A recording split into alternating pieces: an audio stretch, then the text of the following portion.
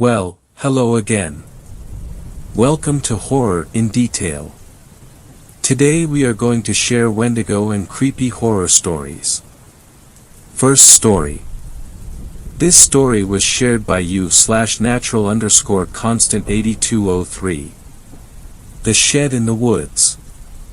Back when I was a stupid teenager, my friends and I would go into the woods behind this old guy's house and do some stupid shit.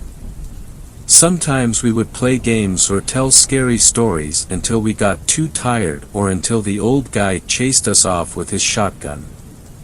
One night me and my friends Nate, James, Henry, and Steve were out in the woods behind the old guy's house again and decided we would play hide and seek, so James counted and Nate and I decided to stick together and we went a little further into the woods this time. The old guy was rich for making some sort of big company, when we came across this old shed that was still in pretty good condition. You could tell because of the condition the outside of it was in. Naturally Nate and I thought that we could hide in there, so we opened the door only to see a man, not the old man, and you can't even really call it a man. I mean, yeah, it stood on two legs and had two arms, but its legs were absurdly long and the arms were so long they almost dragged as it walked toward us. Nate and I took a step back when we saw this thing's face. It had at least a dozen eyes and razor-sharp teeth stained with blood. The thing looked at us and let out an ear-piercing roar. That's when we ran. We didn't run anywhere in particular, just somewhere that the creature wasn't. Eventually we saw the old man's house and we turned around to see if we could avoid it, only to see nothing until we looked up and saw the creature up in the trees staring at us. Then it jumped down and began to run toward us faster than any human could ever be. That's when we heard a loud noise behind us and a lot of something hit the creature. The old man had come out and started shooting the creature. But the creature didn't seem to be in pain, as it seemed more annoyed than anything.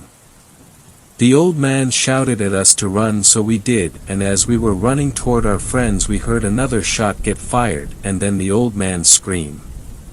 When we got to our friends they asked where we were because they were looking for us and found nothing. So Nate and I had said we would explain later and that we needed to get out. As we were running James tripped and started screaming. Nate and I already knew what happened, but Henry and Steve turned around and stopped. A few seconds later I heard Steve scream and Henry start shouting. When Nate and I arrived to the car we instantly got in and waited to see if anyone else made it back, and when we see Henry we were extremely excited, so I opened the door and Nate got the car started, but then I heard something behind Henry and saw the creature jump and grab him, sinking its teeth into his stomach and biting a chunk of his torso off. Seeing his intestines spill everywhere creeped the hell out of me. I quickly closed the car door and told Nate to drive as fast as he could. A few days passed and my friends' parents kept coming by to see if I saw them or knew where they were. More people eventually went missing and they were all last seen either in the woods or near them. The rest of the town believes that bears are getting more aggressive or that there is some kind of serial killer on the loose, but I know the truth. Anyway, a few years later the police finally decided to check the woods a little more than they did the first time. They got a warrant to search all of the old man's property, and when they went deep into the middle of the woods they found almost all of the victims. Apparently they had all been strung up in the trees with their intestines being used to hang them. This finally convinced people that didn't already believe it that there was a serial killer, with the occasional person saying that it was Bigfoot or a Wendigo, etc. Now at least my friends' parents know where their kids are, but it brings them more questions than it did answers. I feel like this was all somehow caused because Nate and I decided to open the shed because there hadn't been any murders before this. I mean, yeah, we had the occasional missing person, but they all got solved within a week or two.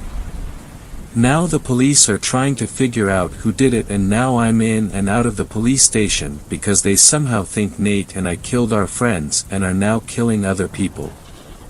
All that Nate and I say is that one moment our friends were there and the next they were gone. But the police know we aren't telling the truth. Every day I consider going there and telling them, but when Nate did that he ended up in the local psychiatric facility. Someone was killed inside of their own home. Some people believe that the serial killer realized that no one was going to the woods anymore, so now they are breaking into people's houses. But it's so obvious, I have no idea how nobody has caught on at this point. There was a huge hole in the wall that no man could make, and it wasn't an explosive because nobody heard it, and there wasn't any black char around the hole. The police found the man dangling from the opening in the attic, hung up by, you guessed it, his intestines. Missing persons numbers are skyrocketing and our town has now been deemed the most dangerous in the state. James' parents have hired a private investigator to try to finally catch whoever killed their son. I was interviewed by the private investigator and he said that he knows I didn't do it. I wonder if he really thinks that or if he just wants me to give some information up. The private investigator stopped by and told me that he has evidence that I committed the murders, and when I asked him to show me, he showed a clearly faked video of me killing the victims. He said that in a couple days he would have it perfected and he would get credit for solving the case. I did the only thing I could think of, which was grab the gun I purchased, and then I heard a gunshot and saw him on the ground. I used the very little chemistry I knew from school to destroy his body.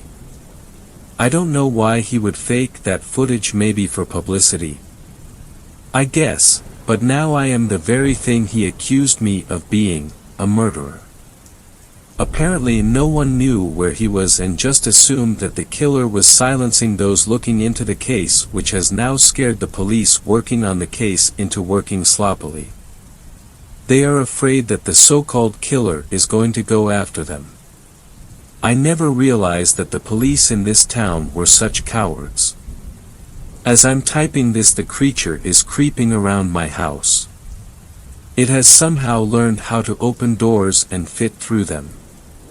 I'm currently hiding in my attic and I have called the police telling them that the killer is in my home, but knowing them they could take a half hour to show up. I can hear it moving right below me and I know that it will find me because my attic doesn't have a door in the floor, just a ladder, and even though it is pulled up I know that it can crawl through. I have my pistol on my desk and a rifle next to me. The only thing illuminating the room is a lamp. The orange glow of the candle inside is making me feel even more alone than I am. I am grabbing the rifle and aiming it at the hole. This is most likely a goodbye, as I don't think I can kill it. I did it. The creature is dead. I shot it straight in the head with my rifle and it fell. It's bleeding on the ground right now. Another person just went missing. Second story. This story was shared by you/boy with a loaf of bread. By you/alpha_CRYPTYD. The urban legend of the Prowler is real. Lock your doors and windows every night. In my town, there was an urban legend of the Prowler. Many of the old townsfolk had witnessed it. Obviously me and my school peers didn't believe it, but since the age of 3 or 4, I saw my parents lock up the house with multiple locks each and every day. Their explanation to me was that it was a safety measure to keep the house safe from burglars. What struck me as weird was that our neighborhood was perfectly safe, it was well protected. I am 18 as of now and I've never heard about a burglary ever in my town. The parents of the town tried to instill this habit in their children to never leave any door or window unlocked and never go outside after 11:45 p.m. The adults weren't allowed outside at the time either. The Prowler was supposed to be a tall, very skinny creature with long arms, but no fingers, razor-sharp teeth, and glowing purple eyes. Allegedly it could bite someone's head off, but didn't have enough arm strength or ability to grip things. that it would not be able to break through a simple wooden door or a window. Sounds pretty lame, I know. It was just a myth, yet everyone made a big fuss about it. The superstition was so popular that it was talked about among all the high school kids. Friends teased and tested each other, but no one has the guts to try to find out if the prowler was real, or even leave a window open at night because they didn't want to take a chance just in case it actually was real. I was the tough guy of my high school, you can say, the most fearless sophomore student in my whole town. So I decided to give this a try myself. Now that I think of it, I almost died because of my stupidity. My parents, or anyone's parents as a matter of fact, didn't leave their children home alone, ever. Just in case they left a door or a window open or tried something stupid, they quote-unquote didn't want to risk it. At age 16, for the first time in my life, my parents would be leaving me home alone to go to another city, that too for like 3 days. Almost every person in my high school asked me to purposely break the rule and record my reaction, and confirm once and for all if the prowler was actually real. I am not ashamed to say that accepting the challenge was the dumbest decision I've made to this day. My parents left the house at 7 p.m. after giving me all the locks, and demonstrating locking all the doors and windows like I was some kind of a retard. I know they were just making sure I locked all the doors and windows, but I still cringed at this.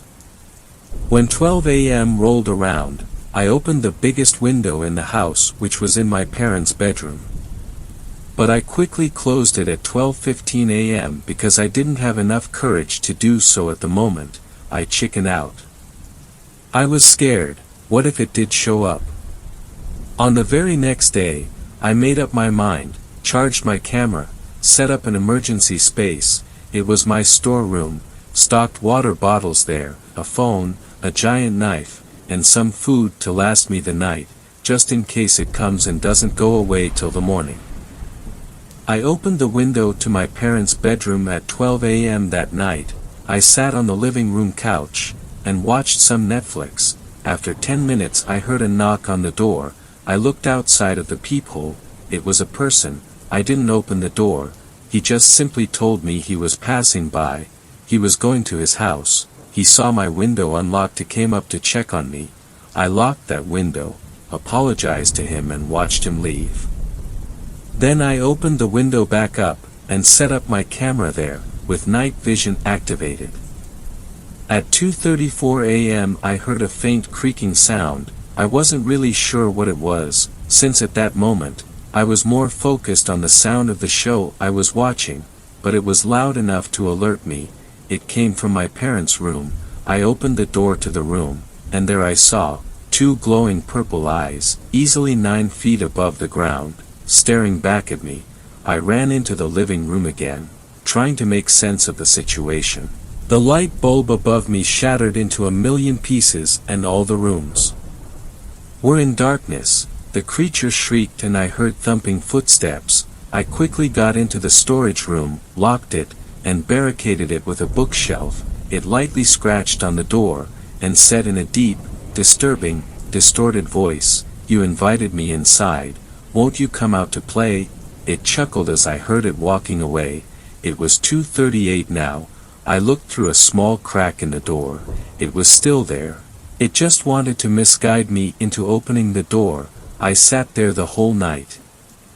Fortunately I had all the food and water I needed, and a phone. I tried to call my dad, but the phone wouldn't ring. The prowler started laughing. I started feeling dizzy from his laugh, and passed out. I woke up, my phone's time read 9 a.m. I opened the door to see the living room in ruins, with fong marks on the television, couch, and all the other furniture. I checked the camera. It had recorded the creature enter my house. To say it looked terrifying and disturbing would be an understatement. I never saw it leave though. The door of my kitchen creaked. I saw the clock in my parents' room read 4 a.m. My eyes widened as I came to a realization. it was all a hallucination to persuade me to step out of my storeroom.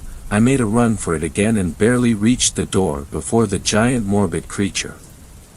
I came out of the room when my phone's time read 12 p.m. and I could call my parents again. I called Dad before opening the door, and told him our house had been ransacked. Because if I told him what I had done, he'd surely never trust me with anything and might even ground me and cut my allowance. I opened the door, and entered my parents' room to find the camera broken and the memory card inside it burnt. No one at school believed my story, and I sure as hell am not telling my parents about it. Since then, my parents have never left me home alone. Third story. This story was shared by you/not_Luna. My terrifying encounter with a Canadian legend.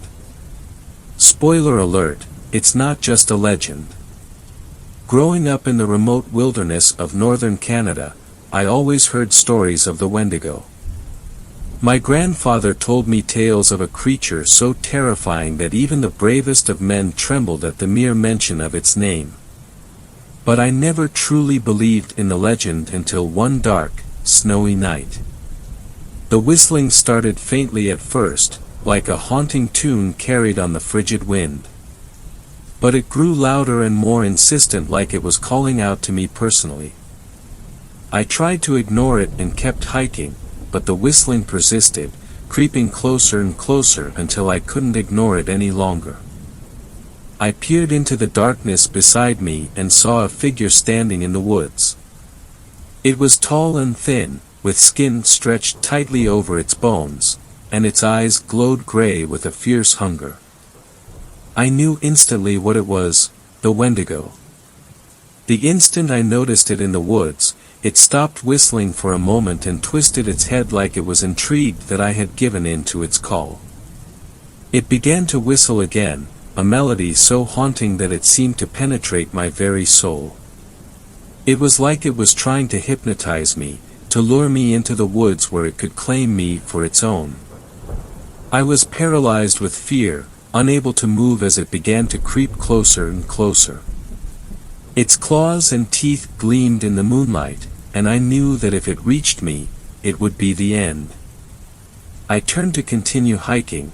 I just needed to get back to my cabin, I told myself.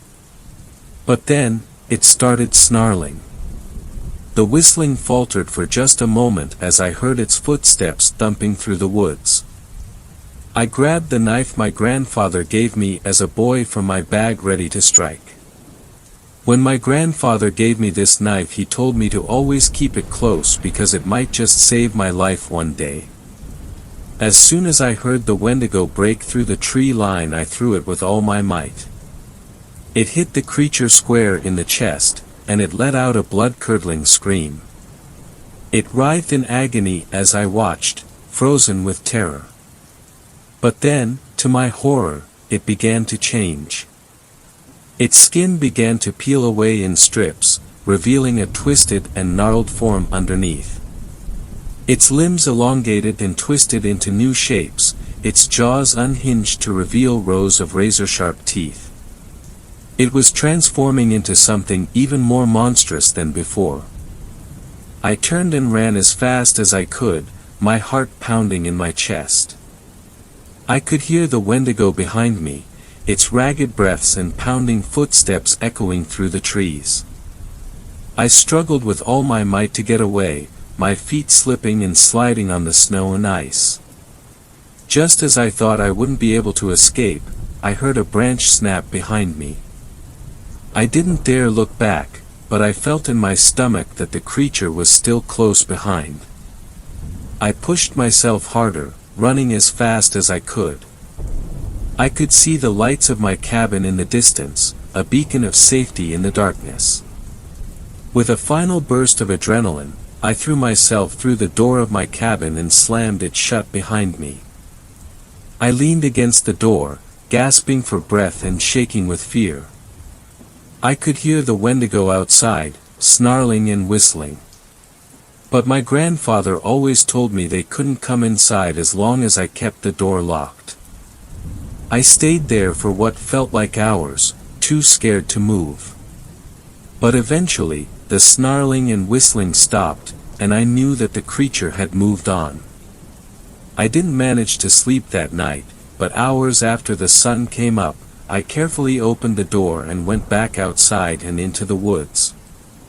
I followed my own footsteps in the snow. The Wendigo's nowhere to be seen, as if it hadn't been stomping into the ground with what sounded like an earth-shattering force. About halfway to where I thought I had first seen the Wendigo, I found a tree. Mangled, split in half and laid out diagonally across the path, I realized this tree was how I was able to get away. Then I thought back to what my grandfather said about the knife. Maybe the knife made the tree get in the way. Maybe not. Either way, I never forgot that night. For years after that night, I lived in constant fear of the Wendigo's return. Every time the wind whistled through the trees, or a stray twig snapped in the woods, I would freeze, waiting for the sound of that haunting melody. Fourth story. This story was shared by you/Youngseti. Something evil lives in the sewers beneath Cold Lake. Please respect your urban legends. Gross, it smells like shit in here, man, Calvin spoke. His voice carried down the seemingly unending tunnel, echoing far past the point our cell phone lights faded.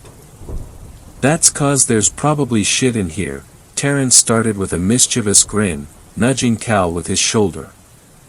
Old sewage and rancid drugged-out bum shit. Cal dry heaved. Gross man, I interjected, please stop before he pukes. Terrence chuckled, slapping Calvin on the back and stepping away, taking a few steps down the opposite end of the tunnel. Calvin shuddered, glancing about the surroundings uneasily. Cal screwed his face in what seemed like a near-permanent look of disgust, eyes darting about and frowning as though he wanted to crawl out of his very skin from discomfort. It was always funny, Calvin being the tallest of us, how quick to fright he always was. Cal was a massive kid, just under 6 feet 2 inches, and hefty, with a build for football though he'd always lacked the interest. He was something of a frightful giant. I couldn't blame him at this instant. However, we'd certainly hung out in more congenial settings than the current, one of many tunnels in a maze of interconnected defunct sewer drains running under the old town section of our community. The idea had been Terrence's, born during one of our smoke sessions in the tree house in Calvin's backyard. Our conversation had moved from school to girls before somehow landing on the topic of some of our small town's local legends. Eventually, the conversation turned to in particular the story we'd all grown up with since middle school, and every kid who'd grown up in our town knew some variation of by heart. The tale of the Cold Lake 3. It was one of those local legends but of more recent years, the sort of intoxicating blend of verifiable events and supernatural conjecture sure to leave a footprint on the culture of any quiet town. The story has different versions and endings depending on who told it to you, but the basic details were always about the same. 9 years ago, 3 older kids disappeared. This part was probably genuine.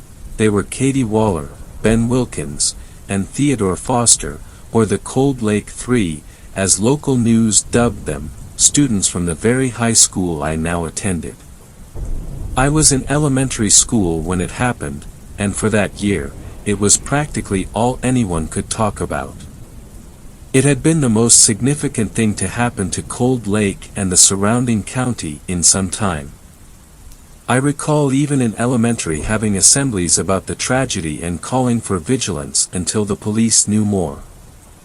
As time passed, theories developed, ranging from the idea that the 3 were friends and had plotted to leave town altogether to whispers of a murderer in Cold Lake.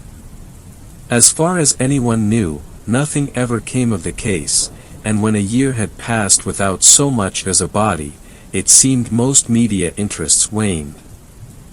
It was around this point that the stories began. I'd first heard it at my first middle school party, Dave Christie's birthday party, gathered around a bonfire, Terrence along with me. We'd all gathered around the fire pit in Dave's backyard, party hats strapped tight, and the high of sugar coursing through our veins beginning to fade, when his older brother, Brent, gathered us all together with the promise of a story, regarding the one topic everyone in town knew. Claiming to know a side of it, he insisted that grown-ups wouldn't tell us. First, he began, peering around the gathering of middle schoolers. Who here knows about the CL3? Hands shot up, and sounds of recognition spread through the group. Even at our young age, we'd all heard of the Three's disappearance. Curfews and allowances for going outside to play became much more restrictive during that time. Our parents often wielded the threat of ending up like the Three as a cudgel to dissuade disobedience, wandering too far, staying out too late, the like. What few of us knew, however, the veil of childhood naivety and adult secrecy keeping it from our ears, were the stories. These were the tales from some of those tasked with searching for the Three and the whisperings that would trickle out from Old Town following the events. Brent smiled, eyes gleaming with a mischievous look. Well then, which of you little dorks have heard about the tunnels? None of us raised our hands at that question, unsure glances passing between my peers and me. He snorted, a forced sort of sound, scoffing at us. Then you don't know the shit. You parents probably don't want you guys getting scared, and the police don't want to admit they're clueless, but when you get older, you hear things. He smirked. You guys want to know the truth? The fire crackled as if on cue, making a few of us jump. A few kids stood and left, reaching their limit on scary for the night. After the initial surprise, the rest of us nodded. Those kids didn't run away, Theo, Ben, and Katie. People at school knew them, and yeah, they were weirdos, but not like that. My eyes widened as I began to process what he was saying. You went to school with the Cold Lake Three? I gasped. He nodded. Duh. I'm only a sophomore, it was last year. The event had seemed so massive I had almost forgotten it was that recent and so close to home. I almost certainly knew people who'd known the Three. They were loners, except with each other. I think Katie and Ben were dating, and Theo was Ben's best and only other friend, so they were almost always together. My dad said Theo Foster killed Ben and Katie 'cause he was jealous. A heavy-set boy a few spots away from me chimed in. Your dad's a moron. Theo passed out in biology at the idea of dissecting a frog. No, they didn't kill each other or run away. He sighed, eyes narrowing as if recalling something that bothered him. Then what happened? Dave asked. The tunnels, he said, voice low and ominous over the hiss of a crackling fire. They started hanging out in these tunnels under the old part of town. There's an old sewer system under Old Town. They never finished it, no one knows why, but they sealed it off and decided to build the current system we have now instead. I couldn't see where the story was going but felt riveted. It felt as though Brent was letting us in on a secret. The true depths of which I doubt even he knew and which I wouldn't find out until my nightmare beneath the city. Well, Ben and Theo got bored one afternoon, wandering Old Town and smoking as they always did, and I guess they found one of the maintenance hatches and broke in. As he spoke, recognition bloomed. I had heard of the old sewer line, years before from my grandfather. He'd been well past his best days, dementia wreaking its havoc on his mind, but he always seemed to recall one warning.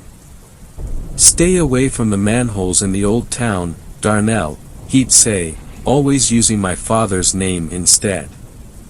"Ain't nothing good in this town, and even less beneath our feet." As a child, his warnings seemed merely the ramblings of a fading mind, but sitting in that backyard, I felt a twinge of excitement as I began to connect the two. Brent continued. "They found a whole shit ton of tunnels down there, some massive. There's never shit to do in this town, and before long it became their own personal hangout." He took a sip from the beer he'd stolen out of his dad's fridge, a knowing look appearing on his face as he seemed to dwell on some uneasy thought. "It was weird, but they were kind of weird loner kids, so the fact that they took to loitering in sewers made sense. Nobody thought anything of it until they started telling these stories. It was Theo first. He swore that something was living down there, that upon wandering the sewers, he'd found a passageway into a part of the underground that was different. Another swig, and that troubled look deepened. Different how? I hardly realized I was speaking until I asked the question. He frowned a bit. "It was much too big," he started. "And too old. I don't know he knows, but B said the tunnels he found were much too old to be built anytime recently. I guess he started getting curious," he said, heading in alone.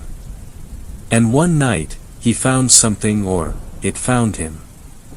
A log popped in the fire, making my heart lurch with a sudden fear. Something chased him out, he swore. He never saw it in the darkness of that old sewer, but he heard it. Something big, and fast, and hungry. Told everyone who would listen." He shrugged.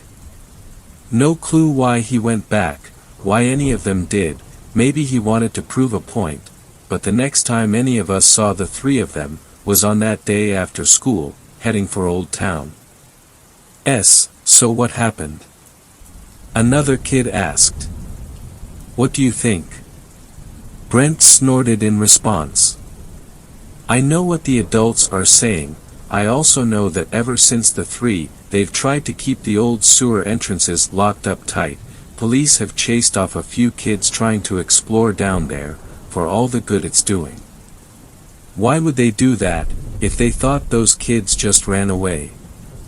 None of us had an answer, and I suspect, all felt much too frightened in the ominous dark of the night to say anything.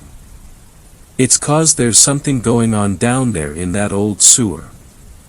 Something the people in charge know about, and are fucking terrified of, and are trying their best to keep hidden." He paused, peering around the fire at us with a devilish grin as if to let the fear settle in. "There are monsters beneath this town, kiddos. Try not to get caught." That was our first introduction to the idea of the sewers, and it wouldn't be the last. As insane as it might sound given what we were told, and the story most kids believed, the disappearance became a sort of urban legend. With that status, the sewers became a spot for local teenage daredevils or fans of the supernatural to test their mettle. It was a badge of honor to return with your own creepy story of odd sounds chasing you from the darkness or sightings of the impossible that only the bravest of us received. While most of these stories were surely exaggerated or faked altogether by attention-seeking kids, some stood out in their consistency. With youth comes a strange sense of invincibility and a curious need to peer into the darkness. And so, years after that night, I now found myself and my two best friends roaming those very same tunnels in search of our own story. We would get so much more than we bargained for. It had been Terrence's idea, as these things so often were, a suggestion made over a joint following a horror movie marathon. The anniversary of the disappearance of the Cold Lake 3 had recently passed, and as usual, with it came a resurgence in stories and rumors about what had happened to them, the most popular of which amongst our age range involving the theory that there was something more to the tunnels beneath the city. It had led to a spate of self-styled daredevils and thrill-seekers amongst our high school, making it a point to venture into the sewers in search of something. Though most returned with little more than tales of vague creepy sounds, there were the few who claimed to have seen them. Kyle Bruck swore he saw something racing towards him in the water one week when he'd been spray painting the walls of the main line, and Shelley Anders refused to ever return to the sewers after insisting she'd seen a face in some of the grey water. Terence, however, was only encouraged by these tales. Always one to push the envelope and with more than a passing interest in stories of spooks and ghouls, the recent resurgence of the myth was a source of much excitement for him. Before long he'd convinced the two of us to venture into the sewers with him in search of local legends. It hadn't taken much convincing on my part.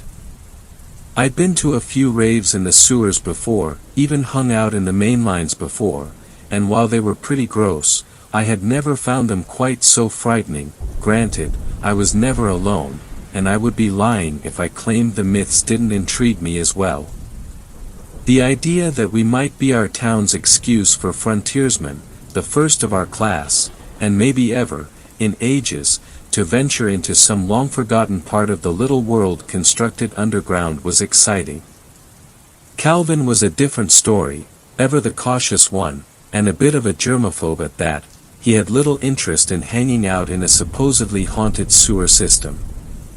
Unfortunately for him, we're kind of each other's only friends, and anyone who remembers what those days were like knows the only thing worse than being scared at that age is having your friends leave you behind while they go off to do anything without you. So, he was right alongside us, face a permanent mask of disgust and unease, as we moved through the tunnel. "Look, can we just go back to my house or something?" Calvin groaned.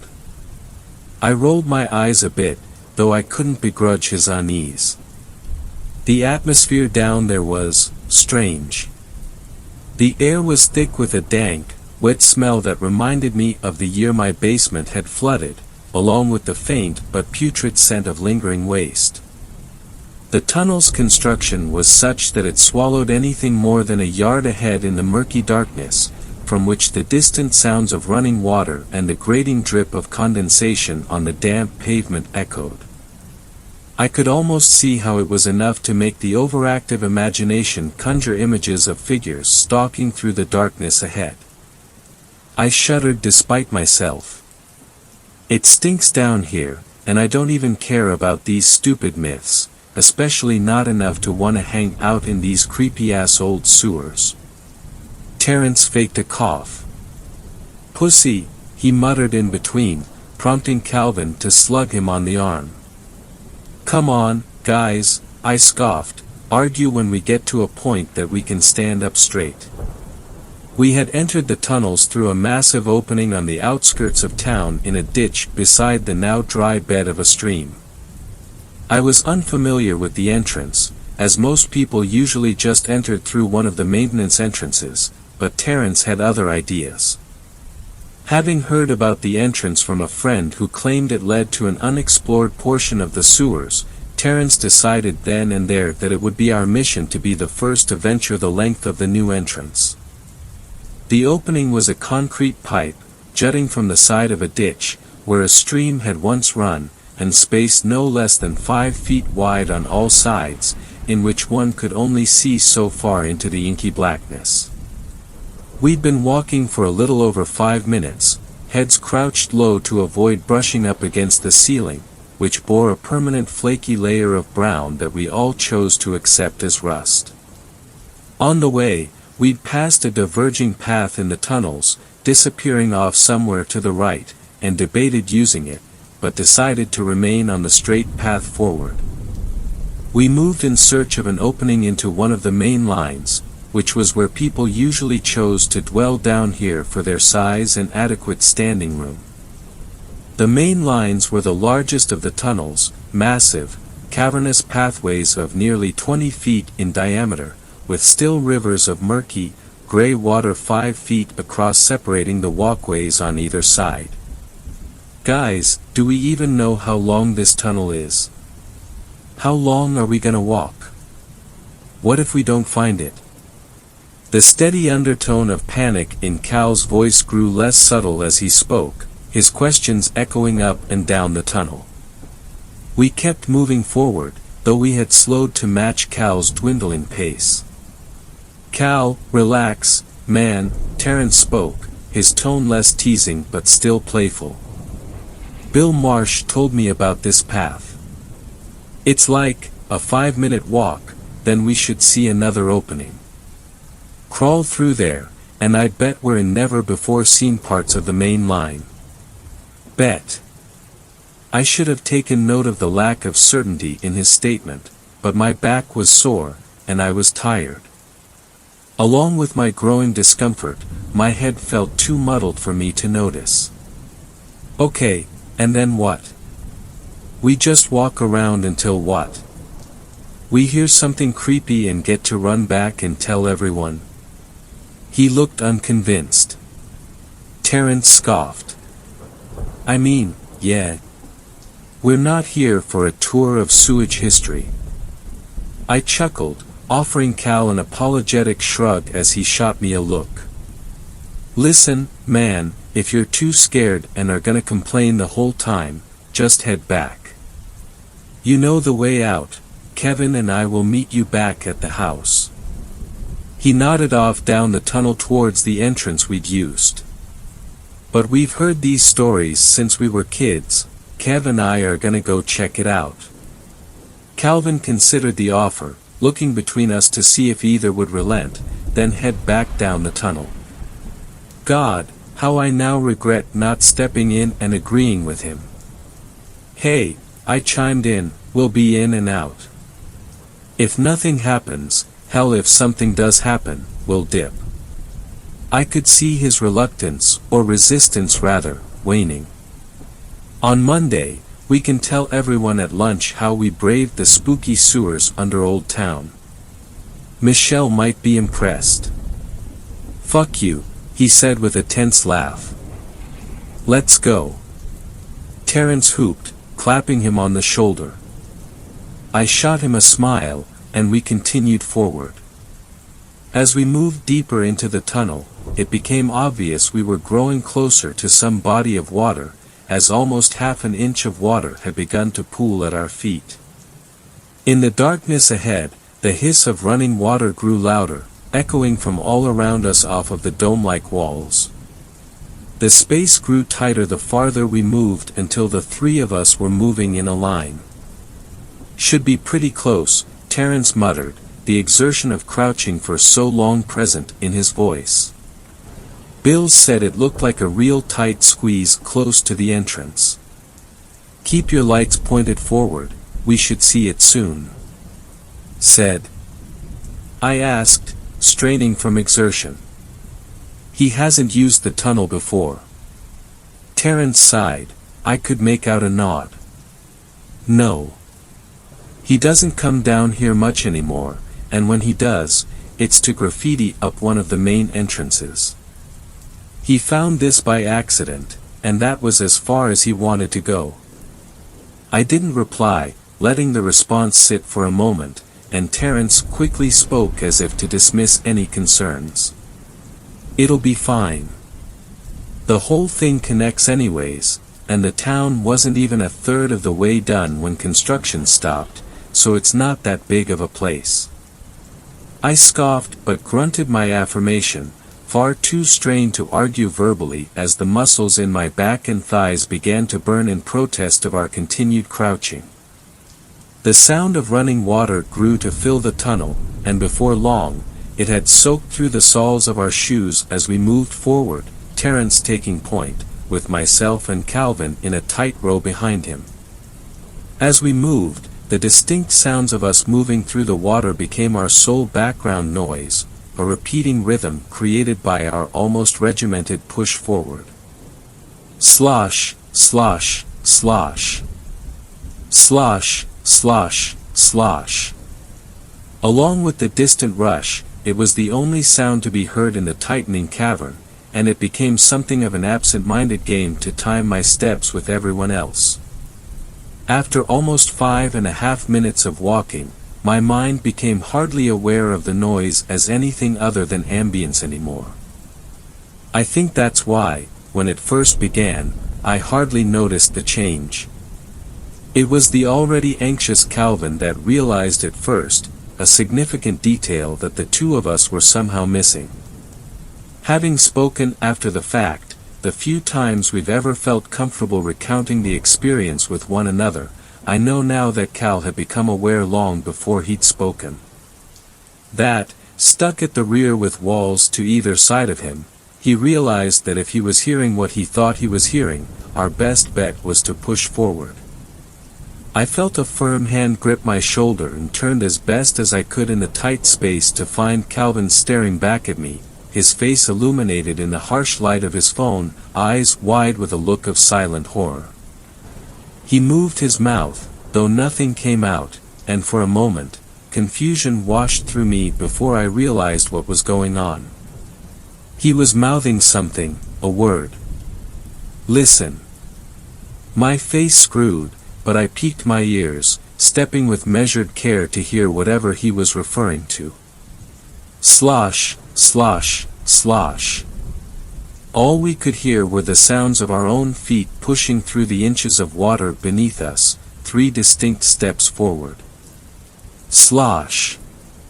Our eyes were just as wide as a warm, static burst flash of shock rippled through my very molecules. I had heard it clear as day from somewhere behind Calvin. Something else was moving through the tunnel behind us.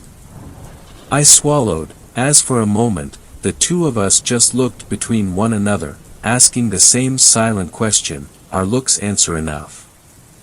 Did you hear that? We knew both had. For the first time since we'd entered the sewers, I felt much like Calvin as my guts twisted into uneasy knots. I peered past Calvin, hoping to catch sight of some other teenager making their way down the same tunnel, but to my disappointment and growing unease, we'd turned several corners since entering, and little to no light reached the long stretch behind us. Still, the darkness that now seemed to mass behind us felt unnatural, almost oppressive, and from within, it echoed still, the unmistakable sound of someone drawing closer as they splashed through the water. It was clear that whoever was behind us cared little if we heard their approach. I considered saying something, alerting Terence perhaps, and by the looks of it, Calvin was too. Still, I shook my head. The echo in the tunnel all but ensured whoever was behind us would hear, a thought that made my guts knot with a cold unease. Were it not for the rush of water somewhere close ahead, now so loud it began to overcome even the sound of our own footsteps, our guest's approach surely would have echoed throughout the entire tunnel. Here it is, Terence spoke. I pointed my flashlight forward with his, revealing the small, round opening in the stone wall ahead. On the other side, water roared in the tunnel below, rails lining the path for walking visibly on the other side, but there was something strange about it. The light shone and faded as it stretched past the railing, and still, it found only darkness. The entrance into the main line was a tight squeeze, almost a concrete porthole to the other side. Welcome, boys, to the underground. Terence spoke, beaming back at us, the light of his phone stretching odd shadows across his face. Yeah, amazing, just go. The urgency in Calvin's voice was almost panicked.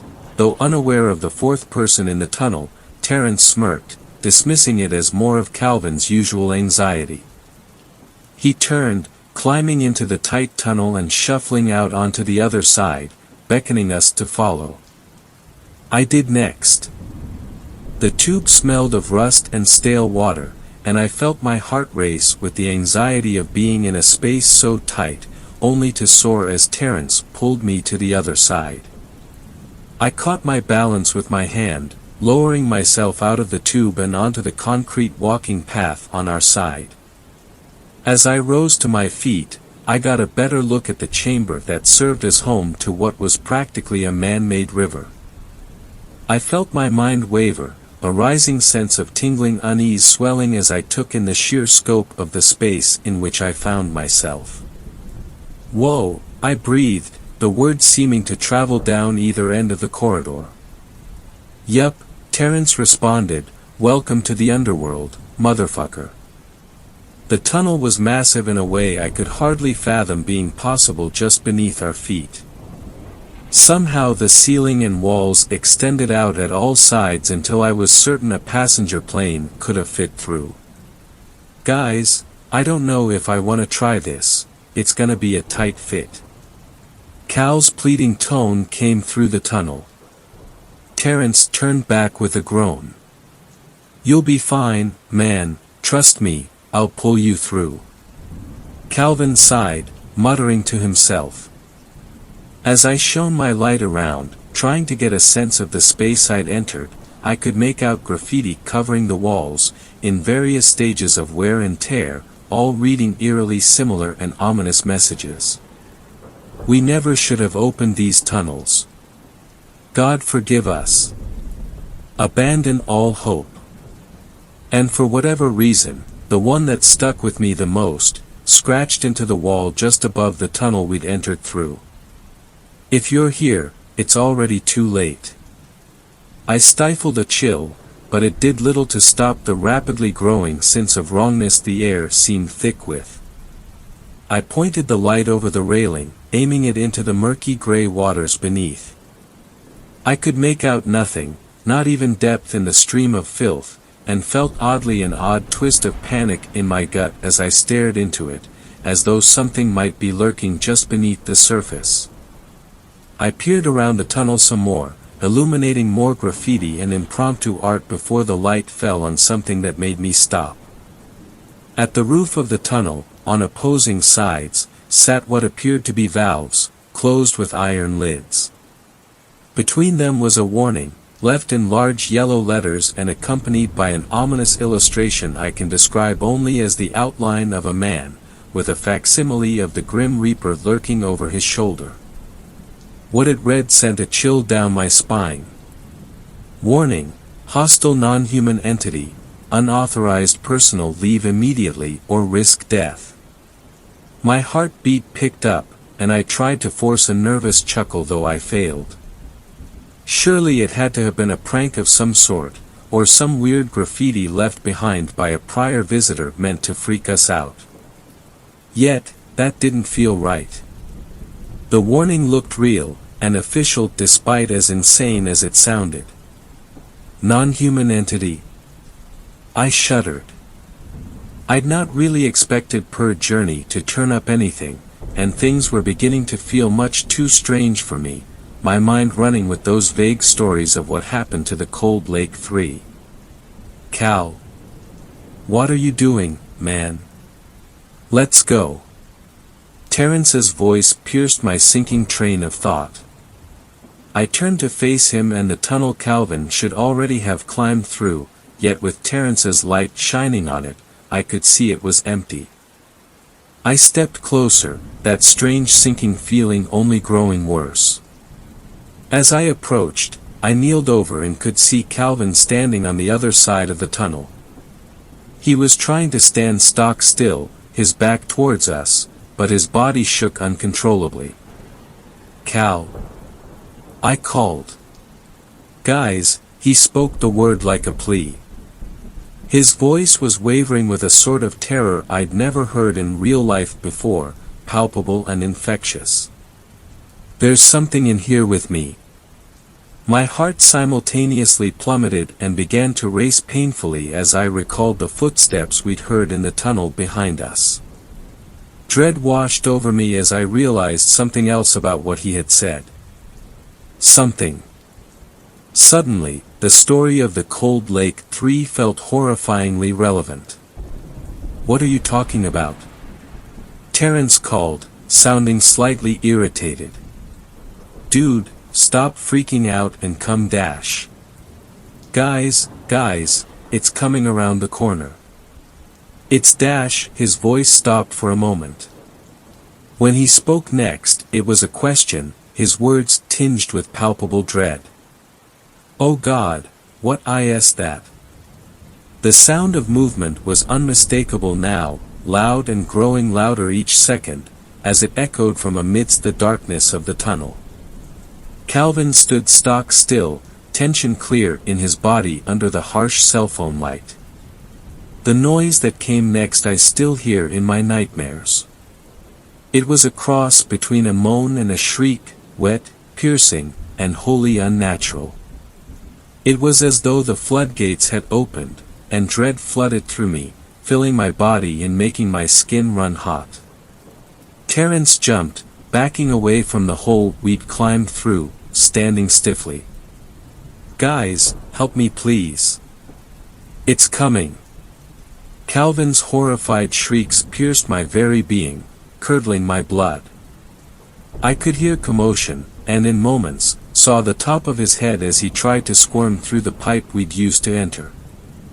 His eyes were wide and bulging with panic, his face pale and glistening with a sheen of sweat as he tried to scoot forward. On the other end of the pipe, somewhere behind him, that god-awful sound towed through the air again, pushing Calvin to move even more frantically until he wasn't moving forward at all. He grunted with exertion, one arm out, the other stuck at his side, as he tried to pull himself free and into the chamber we were in, to no avail. "Pull me out," he screamed, "I'm stuck, it's getting closer." Terence and I both hurried to either side of the opening, with him grabbing the arm flailing for purchase and myself gripping him by the collar of his jacket. From just behind him, in the tunnel we'd just been, a noise like a cross between a choking gurgle and discordant laughter echoed from far too close. It was nearly on him. I tugged, heat blooming through my face and my muscles screaming with exertion, Terence doing much the same, and still, Calvin seemed fixed in place despite his and our frantic struggle. "Please." Calvin's voice was shrill and raw, to the extent I couldn't imagine his throat wasn't practically bleeding.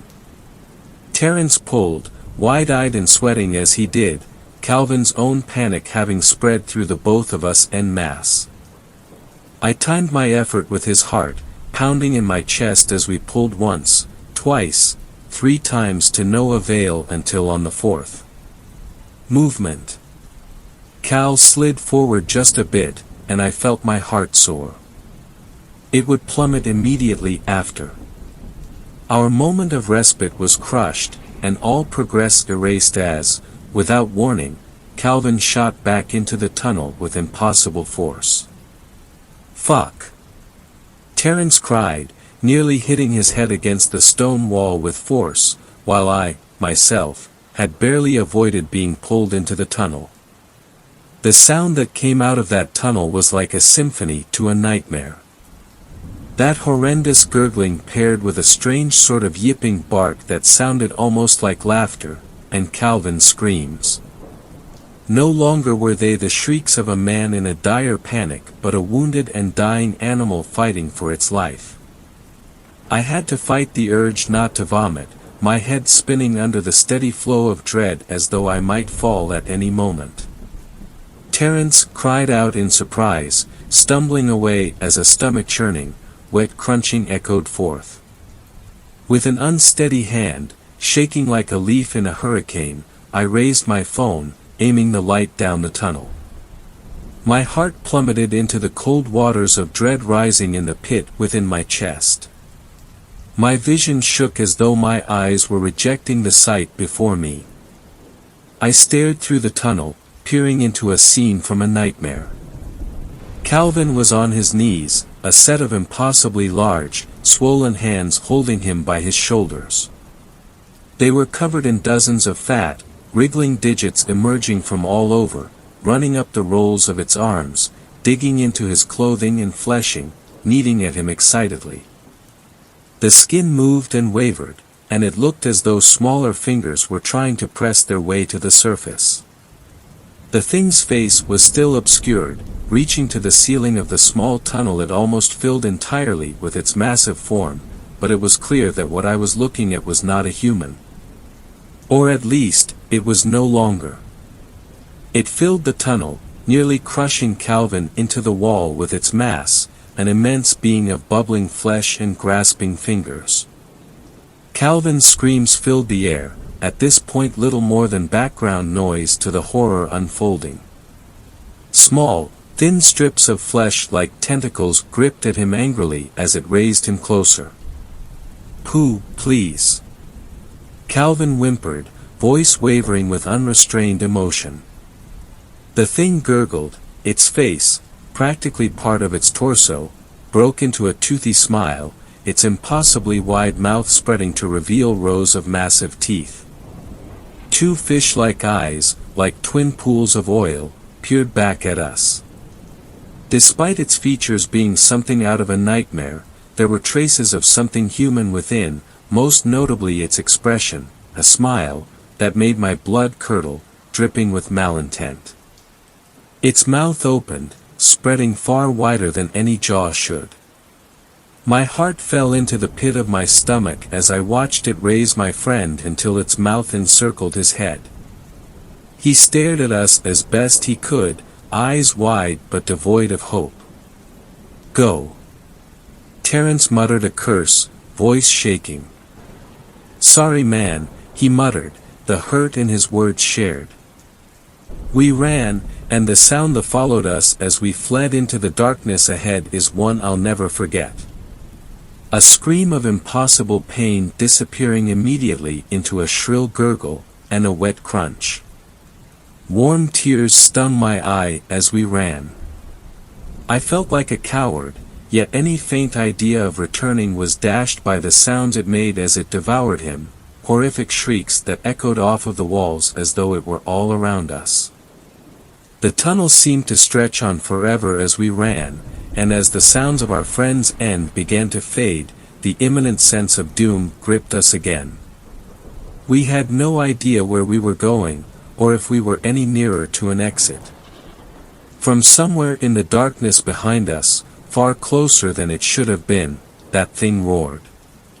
Somehow, I knew its feast was complete, and we were next. Terence began to cry audibly as we both picked up the pace, his legs surely burning as my own were, hearts thrumming to the point of overexertion. Another roar, closer this time. "How fucking far does this thing go?" I called, my lungs on fire. I don't know," he called back. "It killed Calvin, Calvin's dead and we're gonna die." As if in confirmation, its roar rang off of the stone walls again, growing louder over the rush of water. Our lights danced along the walls and floor as we ran nearly blind until I caught sight of something that, for the first time, was an ember of hope in this waking nightmare. "There's a tunnel, Terence, over here." I'd nearly missed it, as my light just barely crossed it as we ran, but by some stroke of luck or the blessing of whatever God might exist, I caught a glimpse of it. We stopped, something that felt against my every natural instinct as the very ground shook beneath us under the steady approach of the thing from the sewers. It was another tunnel, not unlike the one we'd made our way through before, just a bit wider, a realization that even in the horror of the moment struck my heart as I recalled Cal's final moments. "Dude, what if it doesn't lead outside?" Terence said, his tone now awfully similar to our lost friend. I swallowed. "We have no other choice, that thing is going to catch us. It's this or," I trailed off. We both knew there was little time to decide. Before he could take a moment more to think, I was moving, crawling through the opening at a fevered pace, and I could hear Terence behind me in an instant, that thing approaching not far behind either of us. There was no way to hold the phone and make our way forward at a fast pace, so we sacrificed sight for speed, and in doing so, moved forward in pitch black, potentially even deeper into the maze that apparently existed down here. We'd been moving for what had to have been almost 3 minutes when, from the opening of the tunnel, there was a roar unlike any of those before. Raw with a strange, animal sort of rage. It had found us. A sound like the rush of a train began from somewhere in the darkness behind us. "Go!" Terence cried. I needed no encouragement. We scurried through the tunnel like human rats in a maze, the threat of violent death bearing ever closer with the sound of a freight train when light. I felt a surge of hope erupt forth in me, somehow pulling energy from reserves I didn't know I had and pushing me forward. As the tunnel curved I could see the source, it was the exit. It was dimmer outside than before, I could tell the sun had set a bit, but even that little bit of remaining light was a world of difference and we moved knowing full well our life depended on it. It's getting close. It keeps grabbing at my leg, man, go. As the light flew closer, so did the creature. I could feel its warmth where I was, and the smell of rot clung thick. It was surely no more than a few feet behind Terence. As I reached the mouth of the tunnel, I took no liberty with grace, throwing myself out with reckless abandon, sending myself tumbling down a small decline into a ditch on the forest floor. I took a second to gather myself, dazed, and with an odd pain in my right wrist, but it all faded as my mind returned to the moment. Terence's face emerged from the tunnel, a mask of sheer terror, a sheen of sweat making his hair cling to his forehead as he tried to throw himself forward much as I did. He careened through the air and stopped halfway, before snapping back into the ground below. Terence's leg remained in the tunnel, gripped by one of the fleshy appendages, its skin tentacles all wrapping themselves around him. My vision seemed to shake, a familiar horror returning as images of Calvin raised into the beast's mouth returned to mind. No. I ran forward, pulling myself up the small hill just as he began sliding back into the tunnel, and pulled with every bit of strength left in me. He moved forward, just enough that his legs were fully out of the tunnel, though it still held him, but only for a moment. Like something out of a movie, the skin on its arm began to sizzle, smoke rising under the sunlight. The thing squealed like a stuck pig, pulling the appendage back into the tunnel. Its body seemed to shake and quiver until I realized it was readjusting itself to face us. Somehow, those massive dark eyes seemed to burn with anger, the look of a predator deprived of its meal. We stood there, in awe, horror, and exhaustion until it disappeared back into the darkness with a parting hiss. After a few moments, the two of us broke down and darted home both in tears.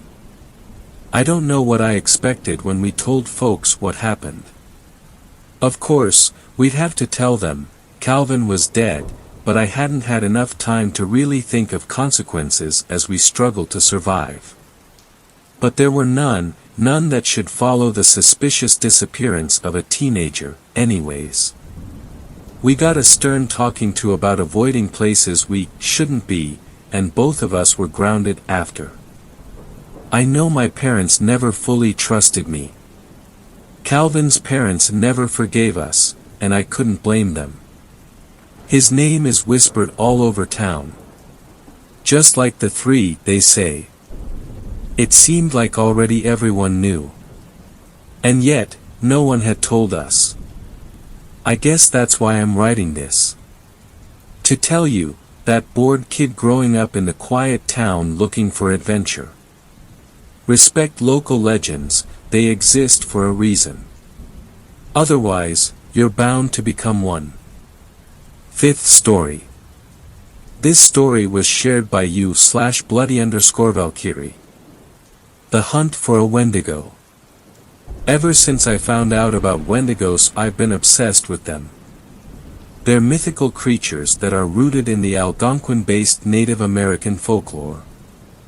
They have heightened senses, they're extremely fast, unnaturally large, and strong. These are all advantages that help them stalk their prey. I'm so intrigued by them because no one knows if they actually exist. I've spent hours researching about them. I know pretty much everything about them. The Wendigo is pretty much the embodiment of gluttony, always consuming yet never satisfied. They're always at the point of starvation. I've read about so many skinwalker and Wendigo encounters, but no one actually knows if the stories are true, so neither do I. That's why Rose, Charles, and I made a group for hunting mythical creatures. We go out into the forest sometimes to look for the creatures. We haven't had any luck yet. I love to talk to my grandpa about them, and hearing his stories about them are always the best. Every time he tells me a story, at the end of it he says, "Don't go near the northern forests of the Atlantic coast and Great Lakes region of the United States and Canada." The thing about this is that I am too curious, and I live near the forest he talks about. It's 25 minutes away walking distance. I know my way around the forest because of my map, and it's so close to my house. I've been there before with my friends, but we've never been that deep into it. The doorbell rings as I get a message. I open my phone. The message says, "I'm here." I walk downstairs to the front so I can open the door. As I look through and open the door, I see Rose and Charles. "Hi," said Rose eagerly. Charles groans, "Hey, are you ready yet?" "We just walked here to make sure that you were ready," Rose added. "Yeah, come inside really quick, I have some stuff I need to grab," I insisted. Rose exclaimed, "I got a new tracker this weekend." "Is it actually a good one this time?" Charles murmured. Rose states sarcastically, Yes, I would totally buy a broken tracker." "I'm messing around with you, geez," Charles snickered. We all head out of the house and in the direction of the forest.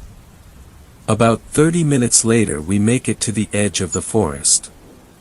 I take a deep breath, looking into the slight fog and menacing atmosphere of the viridian-tinted forest. Minutes passed until I broke my eyes free before entering the forest. This time the atmosphere was different. It was so thick, eerie, and it felt alive. I've never actually believed that I would encounter a Wendigo. We just enjoy going exploring and pretending that we'll run into it. We walked through the forest for what felt like hours. I knew it was the deepest we've ever gone in, and I had lost where we were on the map. Rose flustered with concern, "Hey, we've been walking for hours. Are you sure you know where we're going or how to get back?" "Yeah, don't worry, Rose, I have my map and compass with me."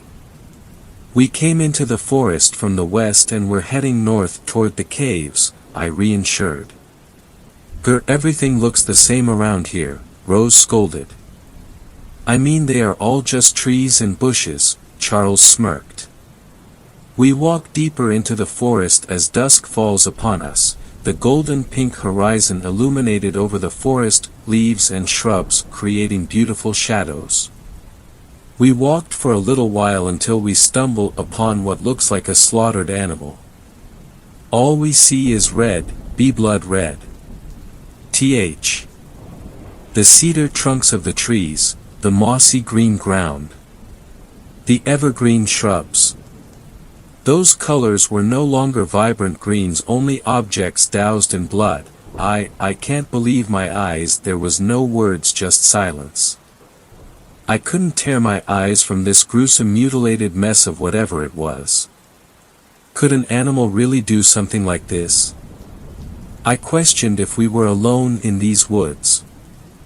Minutes pass with terror in our bones, dead silence, no animals in sight, not a single sound carried through the forest as the sun falls behind the horizon. Until I hear a few branches breaking from in front of the blood bath. I look ahead of the mess into the darkness only to see two bright frosty-colored eyes peering into my soul from within the obsidian-shaded forest. More branches break through the forest ahead of us, approaching closer, slowly stalking us in the darkness. As I look closer at this horrendous monster's outline as it approaches, I see something hanging from its mouth. I think that it's a hunk of flesh, but I can't make it out. I fix my gaze towards its hand and I'm instantly filled with terror. I knew what this was. I see a hunk of flesh in its mouth. Its unnaturally long and bony fingers are gripping onto a human head. It was the thing I've been looking for. I can't believe it. I never thought I would actually run across one of them. That face, the abnormally large body with skin stretched across all of its bones. I knew right then and there I had to run. I had to run for my life. It was now or never. Ah! Rose squealed as she realized what was in the forest with us. I turned around as fast as I could. My friends and I started running for our lives. Shortly after, I could hear it intently chasing after us. Branches snapping behind us as we run with no direction. The Wendigo lets out an inhumanly screech. My heart is pounding as we all hide, hoping the creature doesn't find us. We're all so exhausted and out of breath, yet trying not to move or make a sound. We listen closely as we hear cracking of twigs inching closer to our vicinity. That's when I heard the most eerie sound in my life. Not too far into the woods, I heard a soft voice of a little girl asking for help. "Help, PLS, someone come help me," pleaded the small girl. It can mimic voices. What is this? I mean, there can't be a little girl out here this deep in the forest all by herself, right? Without hesitation, Rose jumps out of her hiding spot and goes to try and help the small girl. "Hey! Little girl dash," Rose murmured. Within second of her speaking, I hear her vocals cut out and I heard nothing else but the horrific sounds of something I couldn't even imagine. I look out from my hiding spot to see Rose completely mangled and her blood all over the soil. I couldn't believe it. Why did she do that? She knew it was after us. I can't help but stare, and my friend is just gone like that and I couldn't even help her. I'm so sorry, Rose. We should have never come here. I brought you here and I never should have done that. Hey guys, you can come out now, it's safe. The monster ran away, Rose reassured. Oh my. Rose. How could it do this to us? It stole her voice and now it's trying to lure us out. These things are sick. I heard what that thing did to her. She can't be alive. There's no way I could let it trick me like this. I look hastily at the creature from my hiding spot as I wait for my opportunity to run out of this place for good. It felt like I must have been waiting there for hours, waiting for this thing to leave because it knew we were hiding somewhere there. Through the dark, ominous forest there was stray beams of light and laughter approaching. The creature heard the laughter and branches and decided that it was done here. It went to go after whoever was over there, so that's when we took our chance to run west and get the hell out of that forest. I ran until my feet blistered. At the sight of lights I sighed in relief, then collapsed to the ground as I'm panting, choking on the fresh air, bawling my eyes out with Charles. I feel sorry for those people, but I barely made it out alive myself. Rose wasn't as lucky as we were. I collected myself after crying and shaking on the ground for what felt like ages.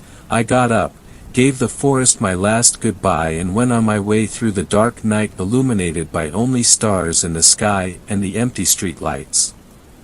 Never again have Charles or me mentioned this to each other or anyone again. It's buried as deep in our memories as far as they could go.